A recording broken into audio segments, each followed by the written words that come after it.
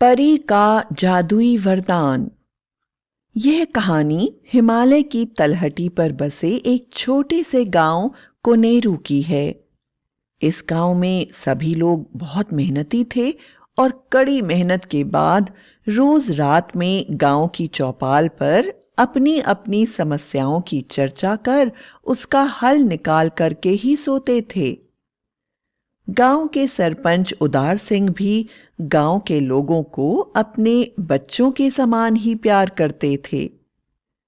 उस गांव में किसी एक व्यक्ति की समस्या केवल उसी की न होती, बल्कि पूरे गांव की होती थी और सब मिलकर उसे सुलझाते थे। कोई बिना दवाई या बिना खाए पिए भूखा रहे, ऐसा कभी न होता, क्योंकि सब एक दूसरे का ध्यान रखते थे। इस कारण गांव में बहुत एकता और भाईचारा था। किसी का किसी से कोई मतभेद न था, जिसके कारण गांव बहुत उन्नति कर रहा था।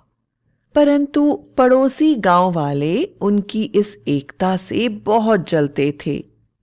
एक बार की बात है, रात के समय जब गांव के लोग एक दूसरे के साथ सुख दुख बांटने में लगे थे, उसी समय उन्हें आकाश में एक बड़ा प्रकाश का गोला दिखाई पड़ा। प्रकाश का गोला धीरे धीरे गांव की तरफ आ रहा था और उस गोले में से निकलने वाली सतरंगी रोशनी पूरे गांव को प्रकाशमान कर रही थी। सारा गांव आश्चर्यचकित था कि आखिर यह हो क्या रहा है। वह गोला गांव की चौपाल के सामने आकर रुक गया। गोले के अंदर से एक बड़ी ही खूबसूरत सफेद प्रकाश से चमकते शरीर वाली तथा सतरंगी पंखों वाली एक परी बाहर आई और गांव वालों से बोली, गांव वालों, मैं परी लोक से आई हूं। परी लोक तक तुम्हारे गांव के भाईचारे और एकता की बात पहुंच गई है। रानी मां ने मुझे यहां सच्चाई का पता लगाने भेजा है।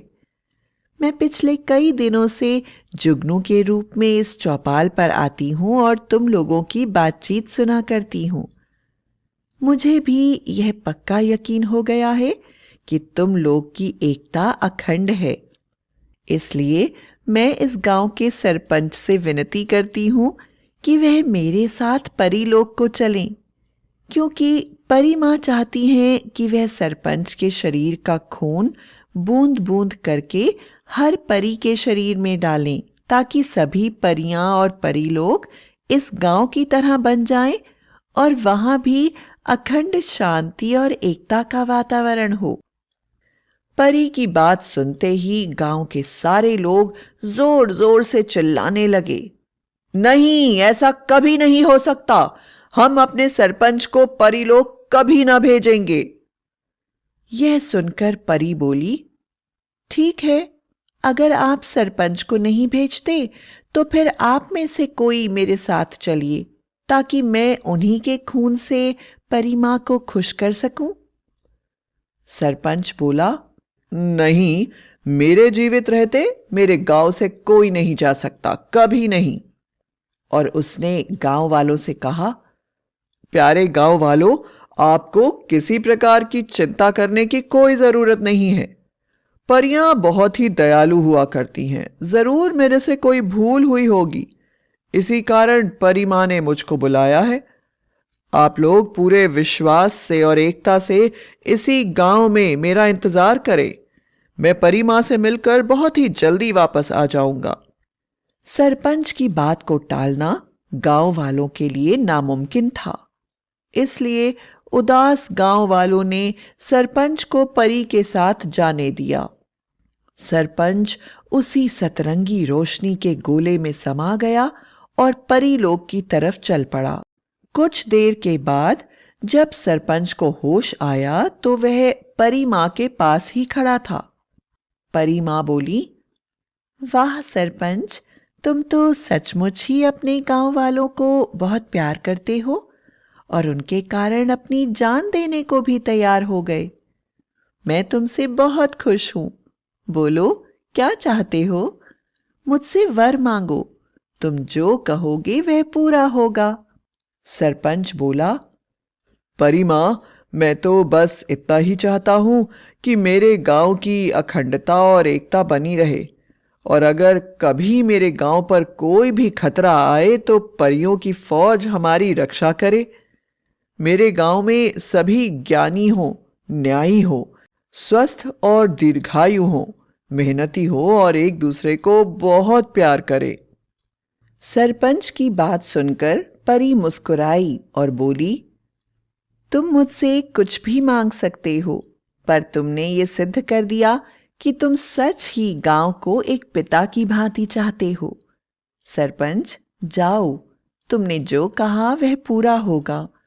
आज के बाद तुम्हारे गांव की हर समस्या की जिम्मेदारी हमारी।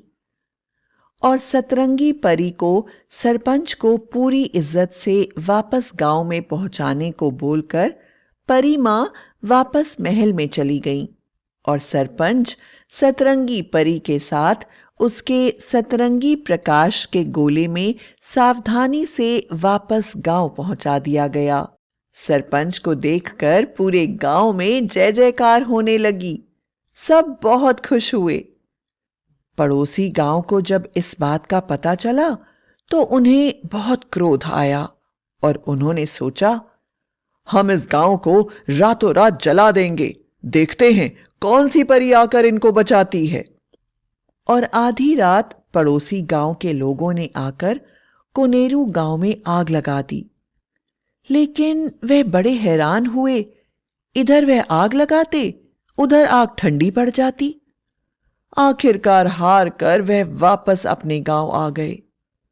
अगली रात उन्होंने सोचा, कोनेरू गांव की फसल काट देते हैं, जिससे गांव वालों को काफी नुकसान हो जाएगा और गरीबी के कारण एक दूसरे से बहुत लड़ाई होगी। लेकिन फिर वही हुआ, इधर वह फसल काटते, उधर फसल वापस आ जाती। कोनेरू गांव के इस जादू को देखकर पड़ोसी गांव के लोग बहुत डर गए और वापस लौट गए।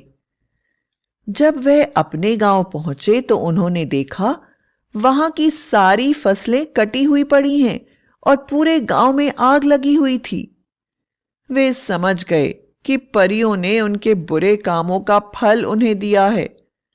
वे हाथ जोड़कर माफी मांगने लगे और दौड़ते हुए कोनेरू गांव के सरपंच के पास गए और उन्हें अपनी जलन और सारे दुष्कर्म के बारे में बताकर बोले, आपकी अखंडता और एकता का मुकाबला कोई नहीं कर सकता।